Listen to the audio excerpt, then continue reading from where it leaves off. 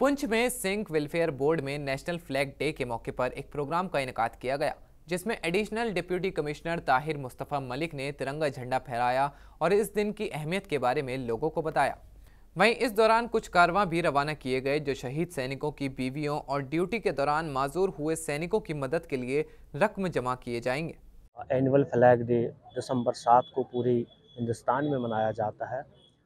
उसी की कड़ी यहाँ डिस्ट्रिक्ट पुंछ में भी दिसंबर 7 आज फ्लैग डे मनाया जा रहा है। इस सिलसिले में ये यहाँ पे एक फंक्शन ऑर्गेनाइज किया डिस्ट्रिक्ट सैनिक वेलफेयर बोर्ड ने, डिस्ट्रिक्ट पुंछ ने। यहाँ पे बहुत सारे लोगों ने शिरकत की। एनसीसी कैडेट आए थे, एक्स सर्विसमैन थे, डिस्ट्रिक्ट एडमिनिस्ट्रेशन भी मौजूद थी। और पैगाम ये दिया जाता है इस दिन के मौके पे कि बेसिकली इस दिन में ये किया जाता है कि एनसीसी कैडेट्स जो हैं वो फ्लैग डिस्ट्रीब्यूट करते हैं और उस फ्लैग के इवज़ में कंट्रीब्यूशन या डोनेशन की जाती है। उस डोनेशन को जिन सोल्जरों ने मुल्क की खातर कुर्बानियाँ दी हैं, उनकी फैमिलीज़ के लिए वेलफेयर फंड के जो क्रिएट किया गया है उसमें ये डोनेशन जाती है और उनकी वेलफेयर के लिए ये इस्तेमाल किया जाता है। हमारी सबसे अपील है कि इस काज पे आप बहुत ज़्यादा से ज़्यादा डोनेट करें, ताकि वो डिपेंडेंट जो शहीद के जो डिपेंडेंट फैमिलीज़ हैं, जो डिसेबल होके वापस घर आ चुके हैं, उनकी वेलफेयर के लिए जो है हम लोग कंट्रीब्यूट कर सकें। दूसरा, इसके अलावा भी ये दिन तो है ही है जिसमें हम कंट्रीब्यूट करते हैं, इसके अलावा भी हम लोगों को बढ़ चढ़ के जो है वो इसमें कंट्रीब्यूट करना चाहिए, ताकि सोल्जर्स की फैमिलीज़ ये ना समझें कि हम अकेले हैं या हमको ये है वो छोड़ दिया गया है। उन्होंने देश की रक्षा करते हुए अपनी जानें कुर्बानियाँ दी हैं और हम सब का फ़र्ज़ बनता है कि उनकी कुर्बानियों को कि जो उन्होंने कुर्बानियाँ दी हैं उनकी फैमिलीज़ को संभाला जाए और उनको किसी चीज़ की जो है किसी चीज़ की कमी ना महसूस होने दी जाए। ये हम सब का फ़र्ज़ है, ज़्यादा से ज़्यादा कंट्रीब्यूट करें ताकि इस वेलफेयर फंड में पैसा आए और वो पैसा उन लोगों के लिए इस्तेमाल किया जाए। पुंछ की सरहदी पंचायत बगियाल दारा से सरकारी स्कूल तलबा को उनकी बेहतर तालीम और मुस्तकबिल के लिए कंप्यूटर लैब की सहूलियत दे रहे हैं, लेकिन बिना इंटरनेट के तलबा को ये सहूलियत नहीं मिल पा रही है।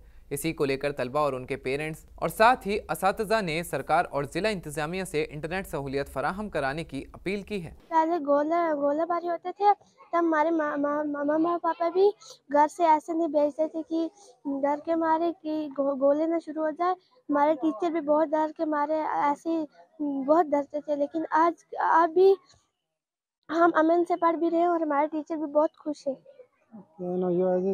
हमारी गवर्नमेंट को बहुत बड़ा शुक्रिया जिन्होंने कंप्यूटर देता है या स्कूल में हर सहूलियत दी थी। इसका वजह ना हमारा प्रधानमंत्री जनाब नरेंद्र मोदी को बहुत शुक्रिया और गवर्नर साहब को, डिप्टी कमिश्नर पुंछ को बहुत शुक्रिया।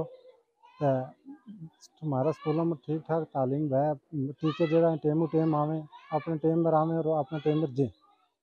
हमारा ये आला काम ना गवर्नमेंट में ये है कि नेटवर्क होना चाहिए, इसकी वजह ना अगर बच्चा और तालीम कर सके।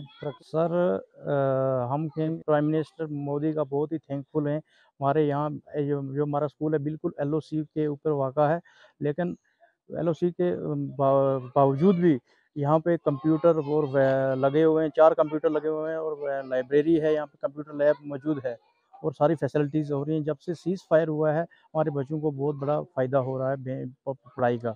बच्चों के जो पेरेंट्स थे उनको भी डर था, जिसकी वजह से वो बच्चों को भेजते नहीं थे। अगर जो बच्चे आते थे तो डर की वजह से या कई बार शेलिंग शुरू हो जाती थी तो हम भी यहाँ से छुट्टी करते थे। कई बार यहाँ पे शेल जो है हमारे स्कूल के पास आके गिरे हैं।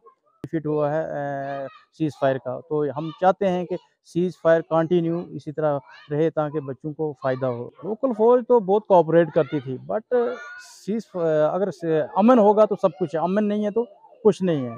फौज तो हर वक्त हमारे साथ कोऑपरेट करती है। अगर कोई रात को बंदा कोई इंजर्ड हो जाता था या कोई बीमार हो जाता था, फौज मेडिसिन देती थी, उसका फर्स्ट एड वगैरह पूरा इलाज वगैरह करवाती थी। यहाँ तक कि गाड़ियाँ भी फराहम करती थी।